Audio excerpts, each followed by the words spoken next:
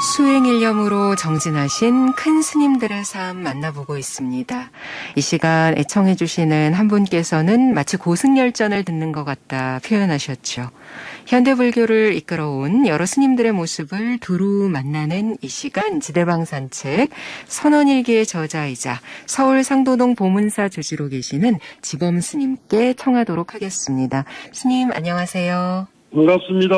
스님 오늘은 이렇게 전화로 뵙습니다. 스님 오늘도 초심과 보리심을 증장할 해암 스님에 대한 말씀 청하도록 하겠습니다. 그러겠습니다. 해암 스님이 이제 1946년도에 해인사에 출가하셔가지고 20년 만에 1967년이 돼가지고 해인사가 해인 총님이 됐잖아요. 네. 그때 당시 이제 해인사에 이런 말씀들이 있었어요.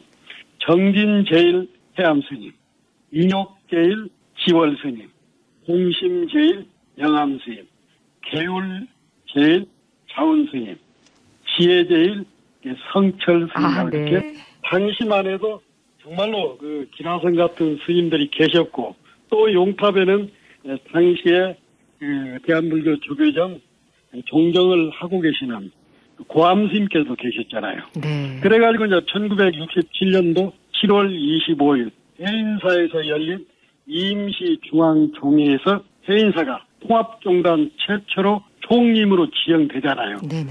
그때 성철 스님은 그 김용사에 계시다가 한 해 전에 그 해인사 당시 주지를 하시던 자운 큰 스님께서 백년암으로 성철 스님을 모신 거예요. 그러고 나서 그 다음에 해인사에서 열린 임시중앙총회에서 성철 스님이 당장으로 이렇게 추천되기요.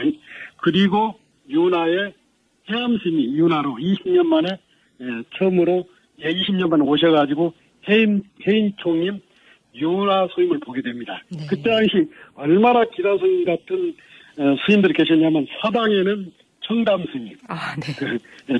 수자에는 자운 스님과 서감 스님이 계셨고, 네. 윤화에는 해암 스님, 그 다음에 율주에는 그 유명한 일타 스님이 계셨고, 네. 그 다음에 강주에는 지감 스님, 지감 돌아가셨죠, 종문장 하시다가. 네네네. 그 다음에 교무에는 송강사 방장을 하셨던 그 고성 스님께서 했어요. 아까 전에도 얘기했지만은 당시 존경인 고암노사는 해인사 3대 암장인 용탑선언에서 주석했어요.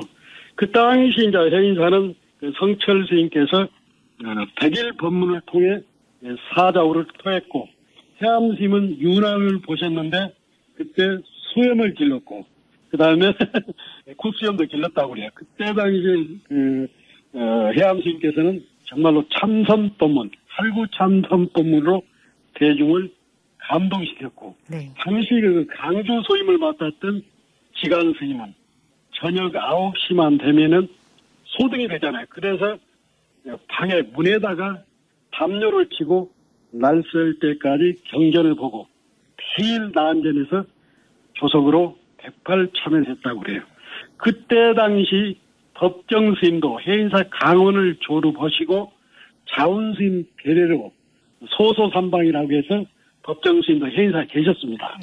네. 그리고 이제 그 당시 주지는 지열로 스님께서 이제 소임을 받는데, 저도 그 해인사 여러 차를 살았지만은 지열 스님 일화가 우화 스님 일화처럼 가니까, 제가 해인사에 속방에 가니까 참 많아요. 인욕제일로 네, 칭해 주셨던. 네. 그러니까 이제 주지 소임을 보면서도 여선에는 선열당에 가서 참선을 하고, 밤에는 행자들에게 투발심 자격문을 정말 간절하게 가르쳤다고 그래요. 그리고 이제 옛 선사들의 수행담을 공부 정령하게 들려주셨고, 특히 이 얘기는 많이 하더라고. 법당에서 이제 그 지월로 스님께서 축원하는데 너무나도 간절해서 듣는 이로 하여금 발심하지 않을 수가 없었다고 그래요. 그리고 대중이 싸우고 시비한다면은 그 노스님께서 가서 합장 반대를 하면서 제가 잘못했습니다.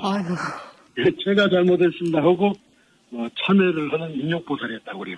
그리고 이제 이것도 저희가 여러 번 들은 얘기인데, 얼마나 지열로 스님께서 존경을 받았으면은 애출을 이제 주의심이 이제 애출을 하잖아요. 네. 그러면은 전 대중이 가야산 일주문이라고 해서 그 현당에서 쭉 내려오고 있습니다. 일주문까지 나와서 가사장삼을 수호고 좌우로 서서 합장 예배했다고 그래요. 잘 다녀오시라고. 그만큼 네. 이 얘기는 그 지혈스님이 누구냐면은 그 도견 스님이라든가 도성 스님 이런 스님들 은사니까 그러니까 공원사 주지를 했던 원학 스님의 노스님 되는 거예요.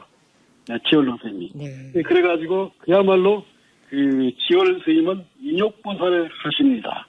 그러니까 사부대중이 나가서 가야산 일주문에까지 대중이 나가서 가사장삼을 수화하고 스님 오시는 것을 합장 예배했다는 것은 정말 부처님처럼 모셨다는 얘기 아닙니까? 네네. 성철 스님은 이제 백령암에 계셨고.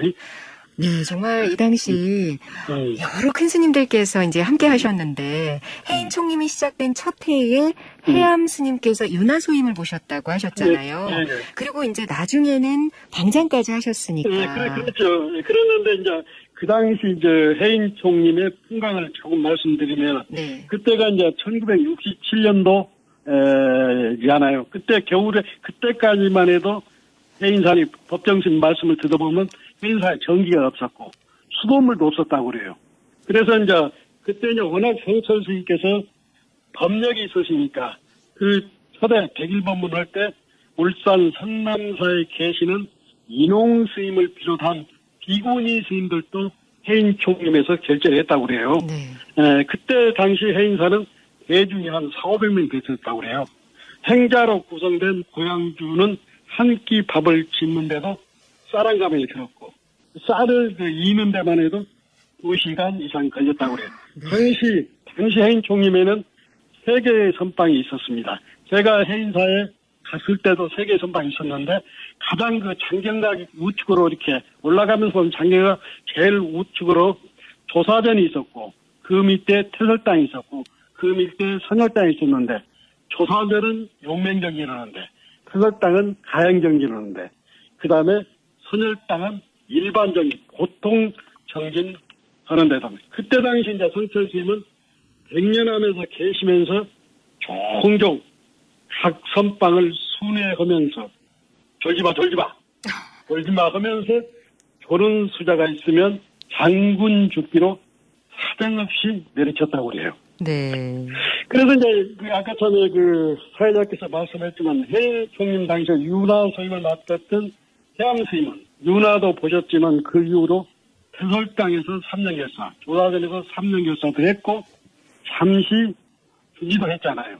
그 뒤에 이제 수자를 거쳐서 85년도에 부방장이 되었고 그 다음에 83년도에서 1990년도까지 성철 선사를 기근에서 거리 보좌하는 그 부방장이 됐죠. 그래서 이제 1993년도 성철 방장이 입적하자 방장에 취임했고 1999년도 4월에는 10대 종적에 추대됐죠. 네. 그러니까 1946년도 출가 이후 2001년도 12월 입적할 때까지 해인사에서 보낸 반세기는 해암 스님의 수행과 대중교화의 역사고 전설이다 할 수 있죠. 네.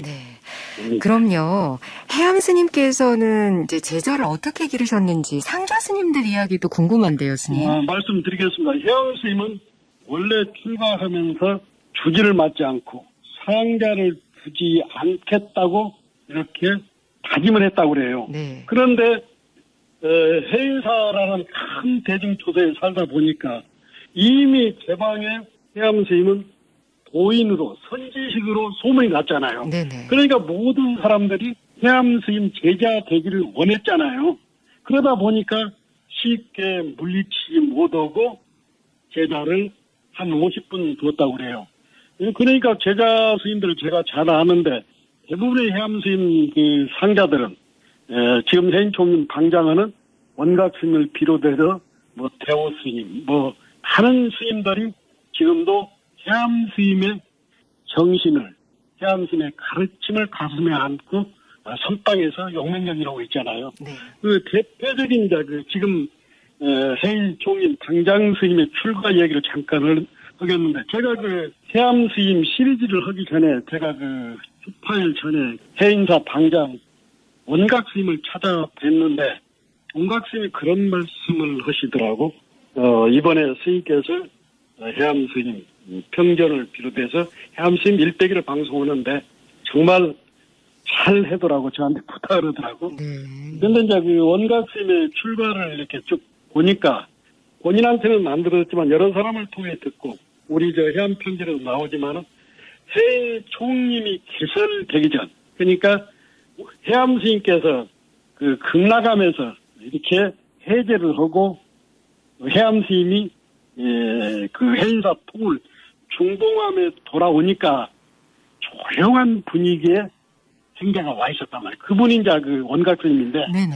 해암 스님이 왜 출가하려고 하느냐, 원각 행자한테 물어보니까 학교에서도 그렇고 사회에서 그렇게 착하게 살아야 한다고 평소 생각이, 나는 착하게 살아야 한다는 생각을 가지고 있었는데, 내가 만일 대학에 들어가면 다른 사람이 나로 인해서 떨어지게 된다. 그래서 아무리 봐도 대학 진학하는 것은 내가 착한 일을 하는 것이 아니고 굉장히 고민이 됐다고 그래요.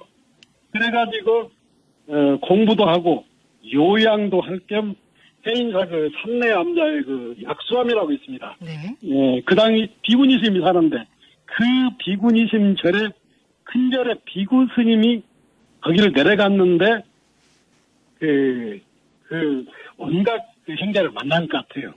그래서 원각 행자한테 이래 착하게 자기는 살고 싶다고 하니까 그 스님께서 하시는 말씀이, 세상에는 착한 일도 나쁜 일도 없으니 착하게 살아야 한다는 생각도 쉬어야 참으로 살 길이 나온다고 이렇게 했다고 그래요. 네네. 착하게 살아야 한다는 생각이 시달리다 보니까 그것 때문에 본인이 굉장히 고민이 되었는데, 착하게 산다는 그 생각도 나쁜 일도 이런 것들이 생각이 쉬어야 그 착하게 산다는 그 고민에 그 경계에 빠지지 않는다고 이 소리를 듣고 해암스님한테 온 거예요. 네. 근데 이제 이 원각 스님이 보니까 그때 이제 20살 때인데, 제가 알기로는 원각 스님이 그 고향이 하동이거든요. 제가 알기로는 하동에서 고등학교를 나와가지고 이렇게 해인사에 온 거예요.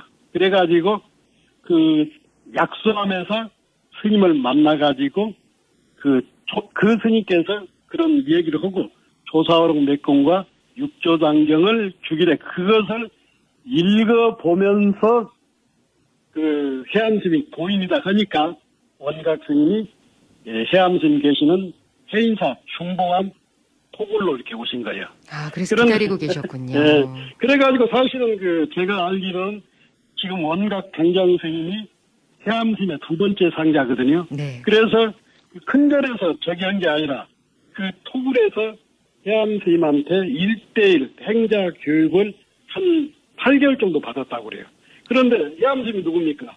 행자하고 같은 방에 살면서도 낮에는 울려오고 일오고 밤에는 일종씩 오고 용맹경기하잖아요. 그런데 울력을 하다 보면은 원각 행자는 굉장히 힘들잖아요. 네. 그러면 9시에 딱 자고 새벽에 눈을 떠보면은 해암스님은 자복에서 하도를 들고 있어요.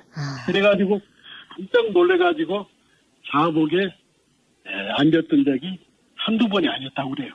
네. 그래가지고 이제 그 8개월 동안, 8달 동안 해암스님 밑에서 그 행자 생활을 하고, 그 여름에 1967년도 7월 15일, 그러니까 백중날 수계를 했다고 그래요.